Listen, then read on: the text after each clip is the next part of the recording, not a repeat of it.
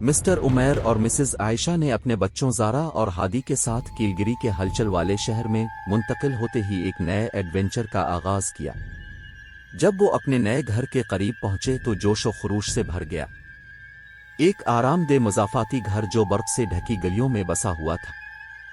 جیسے ہی وہ سامنے کے دروازے سے گزرے، ایک ٹھنڈی ہوا خالی حالوں میں سرگوشی کرتی دکھائی دی، جس سے ان میں کپکپی طاری ہو گئی۔ وہ بہت کم جانتے تھے، ان کے نئے گھر کے راز باہر کے منجمد زمین کی تزئین سے زیادہ گہرے تھے۔ ان کے نئے گھر میں پہلی رات بے چینی سے بھری تھی کیونکہ خالی کمروں سے عجیب و غریب آوازیں گونج رہی تھیں۔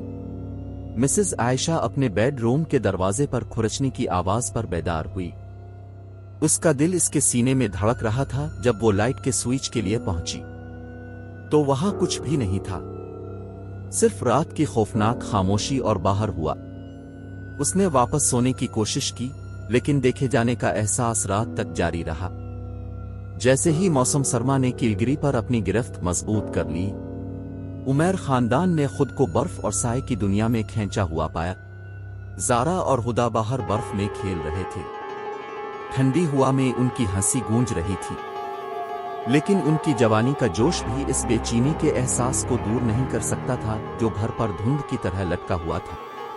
مسٹر عمیر ایک دن تہ خانے میں داخل ہوئے، جہاں وہ خاک آلود بکسوں کے ڈھیر کے نیچے چھپی ایک پرانی تصویر سے ٹھوکر کھا گئے۔ ان کے چہرے وقت کے ساتھ منجمد ہو گئے، لیکن ان کی آنکھوں کے بارے میں کچھ تھا، کچھ پریشان کن اور کھوکھلا، جس نے اس کی ریڑھ کی ہڈی کو ٹھنڈا کر دیا۔ ایک شام، جیسے ہی سورج افق کے نیچے ڈوب گیا، زارا اور ہدا اپنے گھر کے پیچھے جنگل میں داخل ہوئے، مہم جوئی اور اسرار کے رغبت سے۔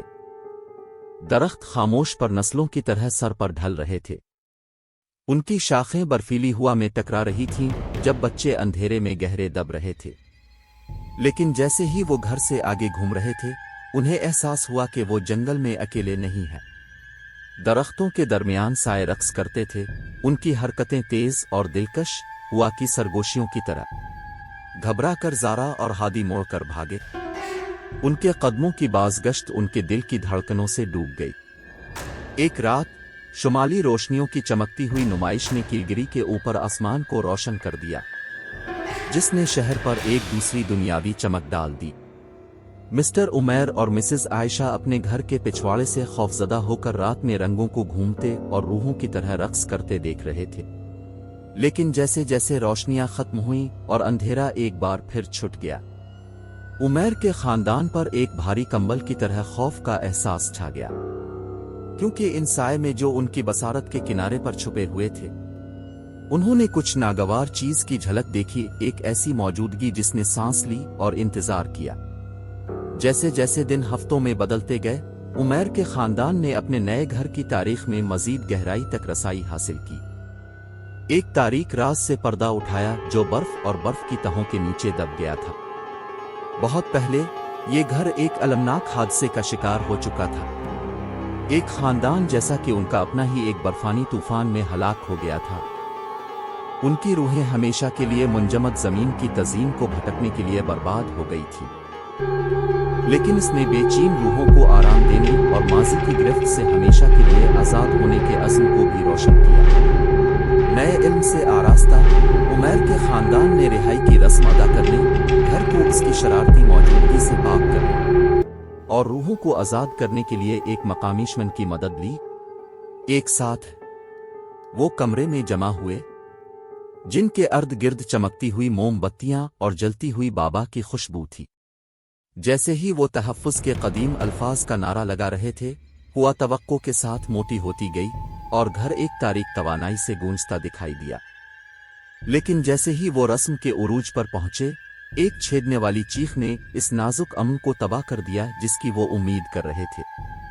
اندھیرے کا سامنا کرنے کے لیے پرعزم، عمیر خاندان نے اپنے گھر کے پیچھے جمی ہوئی جھیل کی طرف قدم بڑھایا، جہاں وہ ایک ایسا نظارہ دیکھ کر ملے جس سے ان کی کانپ اٹھے۔ سائے برف پر رقص کر رہے تھے، جاندار چیزوں کی طرح مروڑ رہے تھے، جیسے ماضی کی روحیں ان کی آنکھوں کے سامنے آ گئی تھیں۔ مایوسی سے پیدا ہونے والے حوصلے کے ساتھ، مسٹر عمیر اور مسز عائشہ اپنی بنیاد پر کھڑے ہوئے۔ زارا اور ہادی کو گھیرے ہوئے اندھیرے سے بچا لیا، لیکن جیسے ہی روحیں ان کے ارد گرد بند ہو گئیں، وہ جانتے تھے کہ یہ ان کا آخری موقف ہوگا، ان کی روحوں کی جنگ۔ بے لوث بہادری کے ایک لمحے میں زارا اور ہادی آگے بڑھے، انتقامی جذبوں کو مطمئن کرنے کے لیے خود کو قربانی کے طور پر پیش کیا۔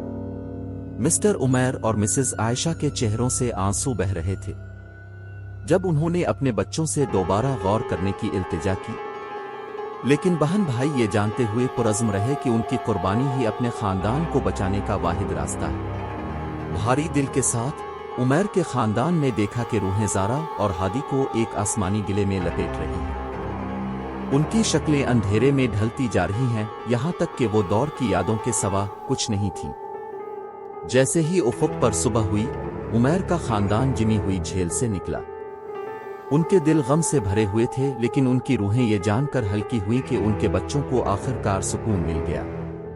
ایک آخری نظر اس گھر پر ڈال کر جب انہوں نے ایک بار گھر بلایا تھا، وہ مڑ کر چلے گئے اور ان پرچھائیوں اور سرگوشیوں کو پیچھے چھوڑ گئے جو انہیں اتنے عرصے سے ستا رہے تھے۔